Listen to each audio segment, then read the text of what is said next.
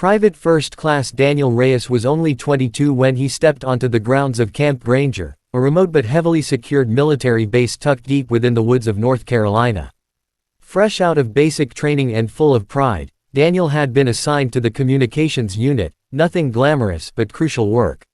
He called his mom the night he arrived, telling her the place felt quiet, almost too quiet, but assured her he was ready to serve.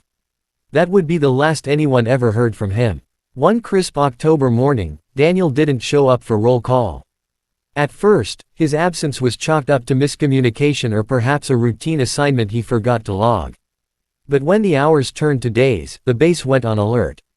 Search teams swept the area within a 5-mile radius of the barracks. Drones scanned the forest, K-9 units combed through the thick underbrush, and helicopters buzzed overhead, but there was nothing, no tracks, no gear, not even a torn thread from his uniform. His bunk was untouched, his ID and gear still in place. Surveillance footage from the night he vanished showed nothing out of the ordinary. One moment he was on duty, and the next, he was gone, as if the earth had swallowed him whole. His disappearance struck a nerve among the soldiers, many of whom had shared meals, conversations, and drills with him just days before. The official report labeled it a possible desertion, though few believed it. Daniel had no motive to run. He was disciplined, well-liked, and never once showed signs of instability or fear.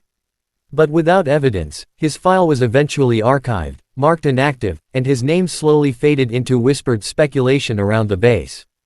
As the initial panic faded and weeks turned into months, the once intense search for Private First Class Daniel Reyes began to slow. Despite the early urgency, the lack of any clues led to growing frustration among investigators. The woods surrounding Camp Granger had been combed so many times that the terrain began to feel familiar to the search teams, yet no sign of Daniel ever surfaced. No discarded clothing, no boot prints, no dropped gear, nothing. The digital footprint offered no better answers. Daniel's phone had been left in his footlocker. His bank account remained untouched. There were no flagged communications, no suspicious messages, and no indication that he had any contact with anyone outside the base after his arrival. Eventually, outside agencies like the FBI and NCIS were brought in to assist. Their involvement brought hope to his family, who still clung to the possibility that he might be found alive. Investigators interviewed fellow soldiers, commanders, and even base contractors.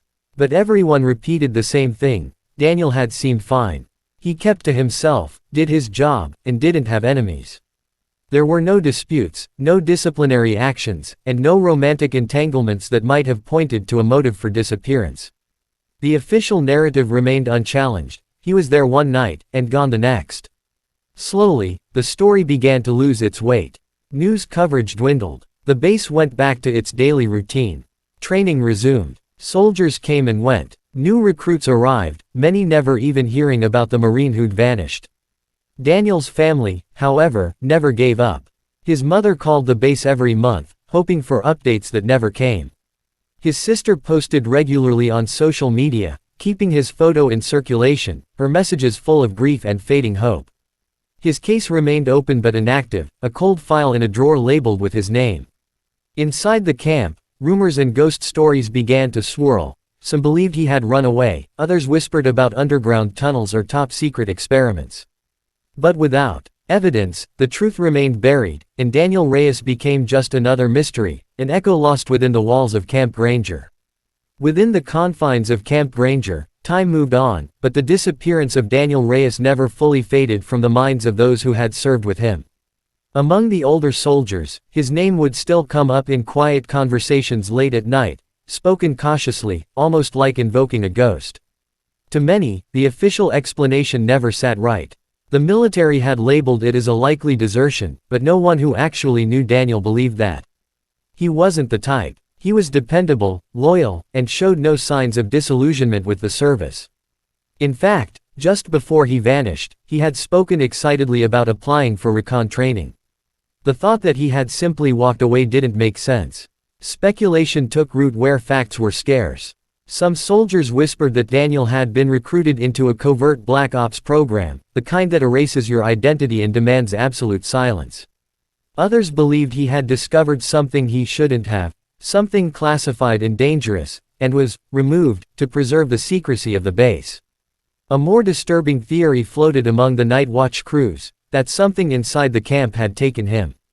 Not someone. Something. It sounded absurd on the surface, but when a young private vanishes into thin air without a trace, even the wildest stories begin to carry a sliver of weight.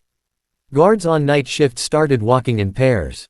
Some reported hearing unexplained noises around the barracks or seeing fleeting shadows that moved unnaturally fast. None of it could be proven, of course, but it deepened the unease that lingered just beneath the surface of daily life. New recruits were rarely told the full story. The name Daniel Reyes was no longer on any bulletin board or briefing. But if you stayed long enough, someone would eventually bring it up. Maybe over a cigarette behind the mess hall or while cleaning rifles during a quiet shift. The details varied depending on who told the story, but the tone was always the same, hushed, uncertain, and unsettled. Whatever had happened to Daniel, the soldiers of Camp Granger had learned to live with a gnawing absence, a silence that couldn't be explained. And beneath the surface of duty and discipline, there was a growing belief that something had been covered up, something much darker than anyone was willing to admit. 8 years after Daniel Reyes vanished, Camp Granger began undergoing long overdue renovations. The base, though still active, had sections that had fallen into disrepair, particularly the older storage wings and outbuildings dating back to the Cold War era. The command approved a project to modernize the site, replace outdated wiring, reinforce aging infrastructure, and clear out buildings that hadn't been accessed in years. It was a routine order on paper, but for some of the older staff, it stirred a quiet unease. Those long-forgotten corners of the base held history, some of it buried under layers of dust, and some under layers of silence. Civilian contractors arrived in waves, bringing heavy equipment and curious eyes. Their presence disrupted the usual order, and for a place like Camp Granger, built on discipline and routine, it felt invasive. Soldiers were reassigned temporarily to keep the work zones secure, and strict access protocols were put in place. Among the many buildings slated for cleanup was an old supply depot tucked near the southern perimeter of the base, long sealed and considered obsolete. The structure, partially underground and reinforced with thick concrete, had once stored sensitive equipment, but had been locked for over a decade.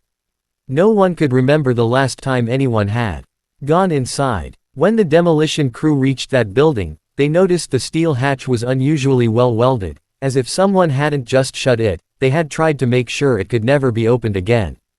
The foreman raised a brow but didn't ask questions. Orders were orders, and the crew began cutting through the rusted metal. The thick door groaned in protest, giving way to a burst of stale, stagnant air. Flashlights cut through the darkness inside, revealing dust-choked shelves, scattered crates, and a floor layered with grime. At first glance, it looked like any other forgotten storage space. But there was something off. The room seemed deeper than expected, with a narrow corridor leading further underground, one that wasn't listed on any of the renovation blueprints.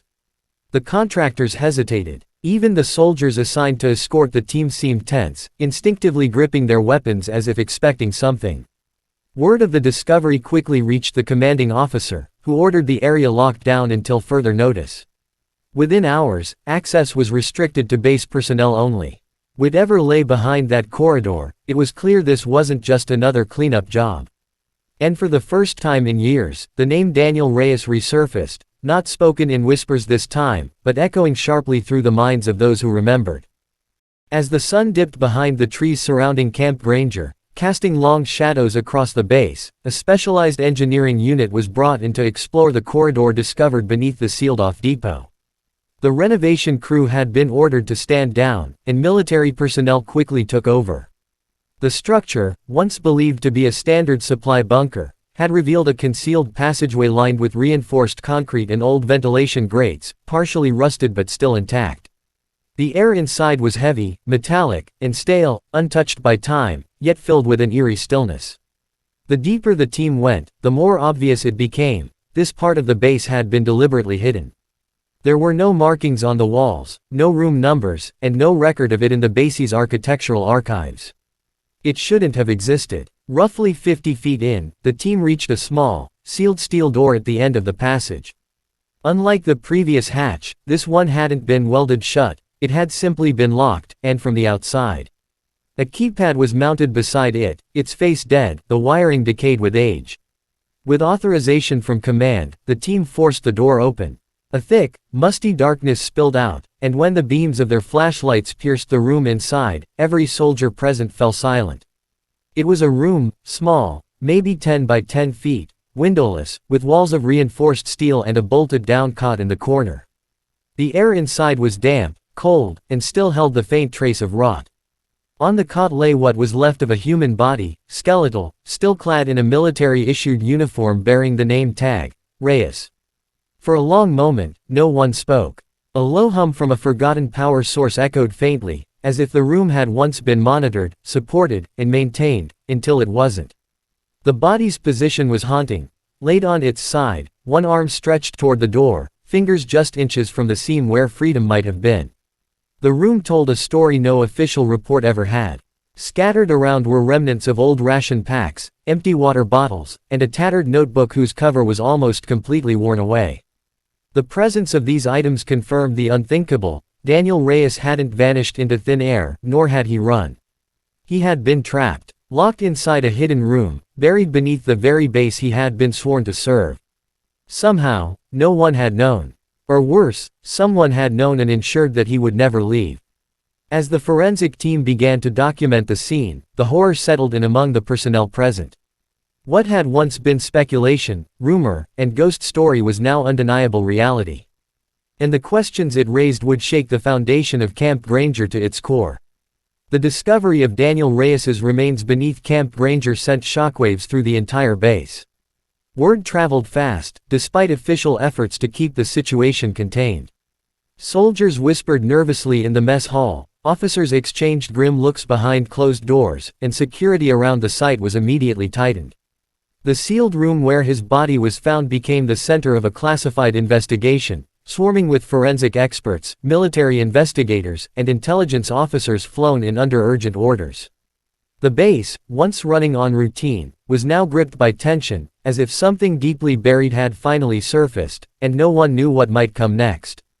Inside the makeshift command post erected near the site, a forensic pathologist worked meticulously to examine the remains.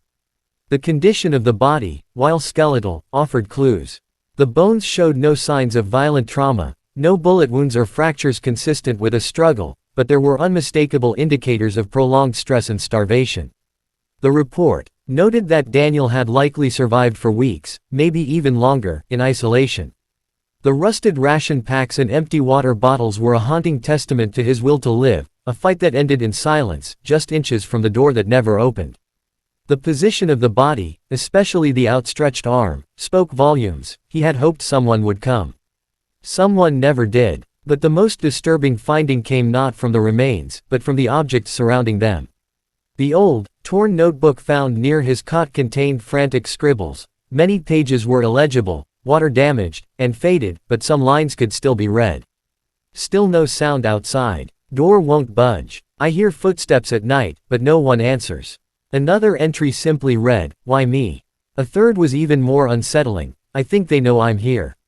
The handwriting grew shakier with each page, turning from sentences into repeated words, then eventually single lines scratched over and over, "Please." The room itself showed no sign of forced entry or external damage, reinforcing the conclusion that this was no accident. Daniel Reyes had been deliberately locked inside. Whoever had done it had made sure no one would find him, until now. The walls bore scratch marks in places, near the cot and along the base of the door. He had tried to get out. Tried to survive. And for 8 years, his story had been buried beneath the concrete, sealed behind lies or perhaps something worse, deliberate silence. As officials reviewed base records, they found disturbing inconsistencies. The storage depot hadn't appeared on inspection reports for years. Maintenance logs had gaps. Security footage from the time of Daniel's disappearance was mysteriously missing. Slowly, the pieces of a cover-up began to emerge. Someone had gone to great lengths to erase this place, to erase him. And whoever it was had access, authority, and a chilling resolve. The truth was no longer a mystery, it was a tragedy. And now, the question wasn't just how Daniel Reyes had died. It was who had let it happen, or made sure it did. As the investigation deepened, the evidence uncovered in that hidden room painted a clearer and more horrifying picture, one that refused to align with any version of the truth previously told. Forensic specialists confirmed that Daniel Reyes had not only been alive for a significant amount of time after his disappearance, but he had also likely remained conscious for the majority of his entrapment. The food rations were military issued, and the water bottles, marked with supply codes, had only been distributed to Camp Granger 2 weeks before his disappearance. Someone had stocked that room for him. Someone had prepared it. The notebook's final entries were analyzed by handwriting experts who concluded, with grim certainty, that the writing had been done over the course of several days, if not weeks. Some pages were frantic, scratches, cries for help, symbols, and strange phrases like, "They're listening," and, "I wasn't supposed to see." Others were heartbreakingly calm, almost accepting, "If someone ever reads this, tell my mom I didn't run. I didn't quit." But perhaps the most disturbing entry was dated 2 days after Daniel had officially been declared absent without leave. It read, "I heard them outside today. They paused. Then they walked away." The implication was unbearable. Daniel had not only been alive while the base was conducting searches for him, but at least one person, maybe more, had been within feet of him and had chosen to ignore his presence. This was not negligence. This was abandonment, or worse, conspiracy. The door to the room had been locked from the outside with a security keypad. Only ranking personnel had access to that system. Investigators traced the logs, and discovered, buried deep in decommissioned access records, that the code had been used exactly once, on the night Daniel disappeared, by a now retired staff sergeant named Victor Hale. Victor Hale had left the military 6 years prior, retiring with honors and moving to a remote town in Montana. When contacted, he was evasive. He claimed to barely remember Reyes and denied any involvement with the storage bunker, insisting that the access logs must have been in error. But under mounting pressure, Hale cracked during a private interview. His words, though cryptic, chilled everyone in the room. "I did what I was told. We were all just following orders. You don't ask questions at Granger." Those words set off a chain reaction. Other former personnel were contacted, many of whom were reluctant to speak, some outright refusing. A pattern began to emerge. Each of them had been stationed at Camp Granger during the time of Daniel's disappearance. Each had ties to a little-known containment protocol that no one would explain in full. It was clear that Daniel had stumbled onto something he was never meant to see. Something he had likely reported, thinking it was the right thing to do. And for that, he had been silenced. With each revelation, the official narrative of desertion crumbled. What was left in its place was a story of betrayal, not just of one man, but of the values the military claimed to uphold. Daniel Reyes had died not in combat, not by enemy hands, but locked away in the darkness, a casualty of secrets too dangerous to expose. And now that the truth was out, those secrets threatened to unravel far more than the story of one lost Marine. They threatened to expose whatever darkness still lurked within the foundations of Camp Granger. The aftermath of the discovery at Camp Granger sent tremors well beyond the borders of the base. The military tried, initially, to contain the narrative. Internal memos were marked classified, personnel were sworn to silence, and a vague press release was issued, stating that human remains related to a historic incident had been found during scheduled renovations. But it was too late. The whispers had already reached the ears of journalists, online military forums, and the families of former servicemen who had their own buried suspicions. The case of Daniel Reyes, once dismissed and forgotten, was now at the center of a firestorm. The Department of Defense launched a full-scale inquiry, but not before public pressure mounted. Advocacy groups demanded accountability. Daniel's mother, who had spent the last 8 years begging for answers, appeared on national television, holding a photo of her son in uniform and asking, "Why did no one come for him?" Her voice cracked, not with helpless grief, but with restrained rage. He believed in this country. He believed in the system. And they buried him alive. Inside Camp Granger, morale plummeted. Soldiers, especially those who had served during the time of Reyes's disappearance, found themselves questioning everything. Some asked to be transferred. Others resigned. A few were placed under investigation after inconsistencies emerged in their testimonies. Files once considered closed were reopened. Among them was a long-forgotten report filed 2 days before Daniel vanished, a request by him to speak privately with a superior officer about a potential breach of protocol involving unauthorized access to restricted areas. The request had never been followed up. As more pieces fell into place, a disturbing theory emerged. Daniel may have discovered something he wasn't meant to, possibly about illicit operations occurring beneath the base. Rumors now given new weight spoke of secret experiments, hidden holding areas, and rogue factions operating within the military infrastructure. The bunker in which Daniel died had not been built for storage. It was a containment cell. The kind meant not to keep things out, but to keep someone in. Investigators followed up on Hale's final cryptic words, "We were just following orders. You don't ask questions at Granger." They found hints of a covert program decommissioned on paper years ago, known only in fragmented mentions as Project Sentinel. Its details were elusive, scrubbed clean from most records, but it had something to do with human behavior studies under extreme conditions. The few documents that remained were heavily redacted, but one chilling phrase was clear: voluntary subject exposure contingent on threat level clearance. No volunteers had ever been officially listed. The investigation turned into a reckoning. Officers were demoted. One commander was forced into early retirement. But many believed the ones truly responsible had already disappeared behind higher security clearances, protected by layers of bureaucracy and shadow policy. Daniel Reyes had been silenced not just by individuals, but by a system built to erase uncomfortable truths. In the months that followed, Camp Granger was placed under review, and portions of it were permanently shut down. The bunker was sealed again, not by welds, but by concrete poured over it, buried for good. But no one could unsee what had been found. No one could forget the image of the cot, the notebook, the outstretched hand. A memorial was finally held for Daniel, this time with full honors. Soldiers lined up to pay respects. His mother stood before the folded flag, no longer just a grieving parent, but a symbol of justice long denied. Yet even as the ceremony concluded, a quiet unease lingered in the air. Because if Daniel Reyes could be buried in the heart of a military base, left to die in silence while people walked above him every day, what else lay hidden beneath the concrete, waiting to be found?